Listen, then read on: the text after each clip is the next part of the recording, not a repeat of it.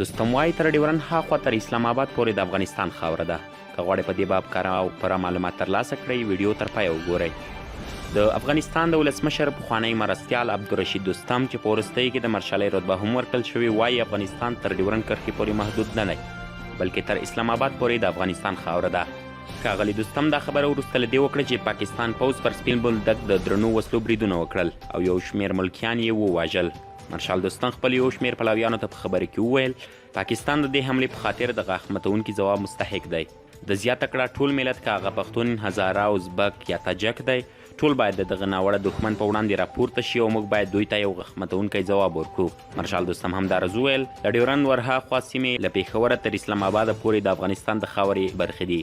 موږ د پاکستان له یرغل سره مخامخ یو نو راځئ چې په وړاندې ودرېږو ځکه چې تر هره ورځ وژل کېدو دا ښه ده چې په یوه وار ووژل شو. دوستم له پاکستان سره د ډیپلوماتیکو اړیکو د شلولو غوښتنه هم وکړه. تر بلې ویډیو مو په لوی الله جل جلاله سپارم. ښې چارې.